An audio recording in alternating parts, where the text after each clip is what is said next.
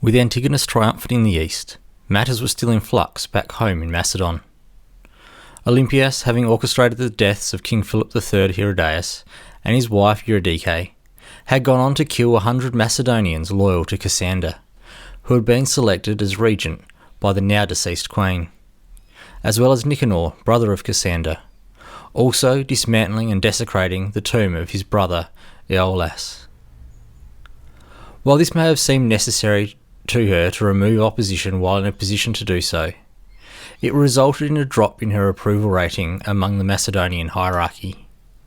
For now, she had established herself in power with her roughly 7-year-old grandson King Alexander IV.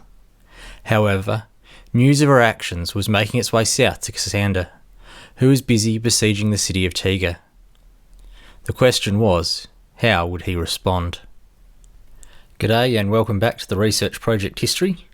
In this episode we're finishing off the Second War of the Diadochi, where Olympias, the mother of Alexander the Great, is going to discover the limits of her influence. But before we jump into it, I'd really appreciate it if you could help me out and subscribe to the channel. Cheers. In early 316, Cassander was busy besieging the city of Tega, working to establish a base of power for himself in the south, in opposition to his rival for the regency Polyperchon and his son Alexander. It seems that Olympias may have gambled on this task being of significant enough importance for Cassander to ignore the political upheaval to his north, no doubt encouraged by his failure to come to the assistance of his allies Philip III and Eurydice.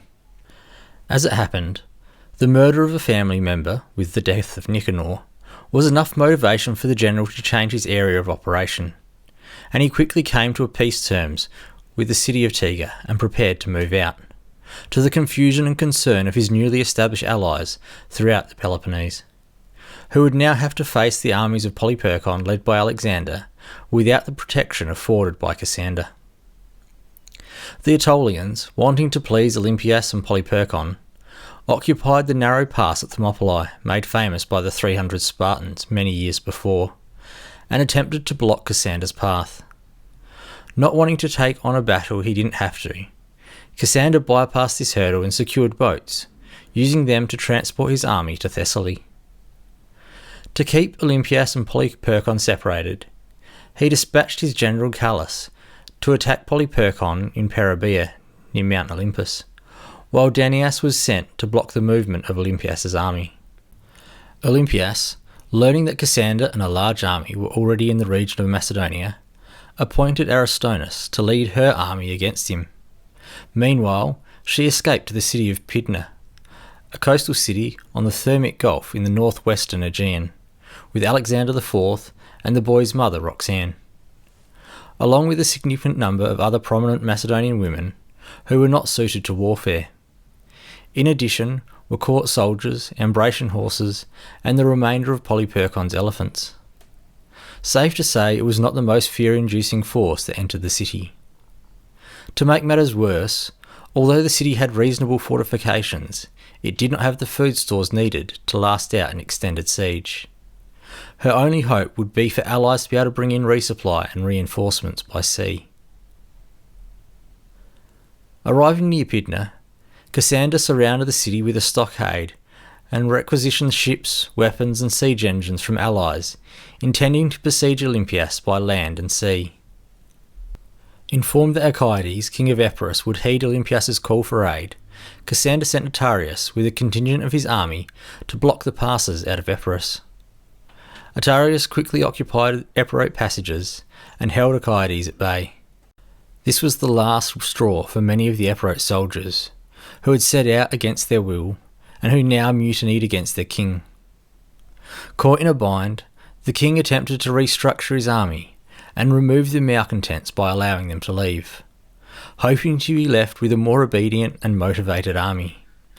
His gamble did not pay off, as more men than he expected packed up and left, and he was unable to gather fresh recruits and was quickly defeated. Meanwhile, back in their homeland, the Epirotes who had returned continued rebelling, and condemned their absent king to exile, and allied themselves with Cassander. Cassander received Epirus in his alliance, and appointed Lyciscus as its regent and general. This set off a chain reaction with the people of Macedonia, who had previously been allied to the Argead line, and therefore also to Polyperchon and Olympias. They saw the writing on the wall and abandoned Olympias to her fate and joined Cassander. The blows kept coming for Olympias, when Polyperchon, her only remaining hope of aid, was left unexpectedly impotent. Cassander's general Iollas had camped near Polyperchon in Peribea, deciding against fighting and simply bribed most of Polyperchon's soldiers, leaving him with far too few men to be of any real use, and Olympias's hopes for rescue dashed. Despite Cassander's successful imprisonment of Olympias in Pydna, all was not easy for him, and he faced challenges in assaulting the city walls due to winter storms. Giving up on taking the city by force, he rather settled in for the long game, encamping around the city and walling it in from sea to sea, as well as blocking the port to prevent any aid or supplies from getting in. The blockade was successful, as dwindling supplies created a famine in the city. The situation with the food supplies was so dire that it led them to desperate measures, such as giving each soldier just 5 days of grain to last an entire month, feeding the elephants with sawdust, and slaughtering pack animals and horses for food. Despite the ominous situation, Olympias held on for hope of rescue. However, starvation was beginning to have its inevitable effect, with the elephants and many of the men succumbing, while others even resorted to cannibalism to fend off the Grim Reaper. As time passed, the city was overwhelmed with corpses. Some were buried, while the remainder were thrown over the wall, leading to a horrific scene. As spring arrived in 316, and their food supplies continued to dwindle, many of the remaining soldiers gathered to plead with Olympias to let them go rather than to continue suffering the inevitable outcome of the siege and famine. Recognising that she was unable to break the siege, in an act of kindness she allowed them to withdraw from the city.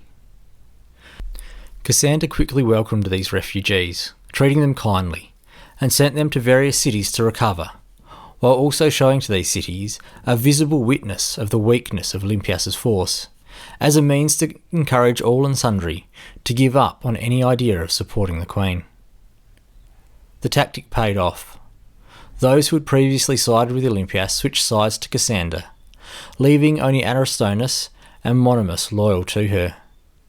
Seeing most of her friends had joined Cassander, and that her remaining forces were weak, she attempted to escape the city by ship. However, a deserter informed Cassander, and he seized the ship. Recognising her hopeless situation, Olympias finally sent messengers to negotiate terms of surrender, asking only for her personal safety. While Cassander demanded complete loyalty, she appeared to succeed in persuading him to grant her personal safety. As soon as he controlled Pydna, he sent men also to seize Pella and Amphipolis. Monimus, the ruler of Pella, surrendered after hearing of Olympias's fate, while Aristonus, initially reluctant and still having a reasonably strong army, refused to surrender, believing Polyperchon and his son Alexander would come to his aid. However, when Olympias wrote to him demanding his loyalty, no doubt in an attempt to curry favour with Cassander, and ordered him to surrender, he obeyed and delivered the city to Cassander. Victorious and now in control of Macedon, it was Cassander's turn to settle the region. Seeing Aristonus' popularity, and not wanting him to be a potential focal point for rebellion, he ordered his death. Olympias was more of a problem, as she still held significant emotional sway over many Macedonians due to her role as mother of their great champion.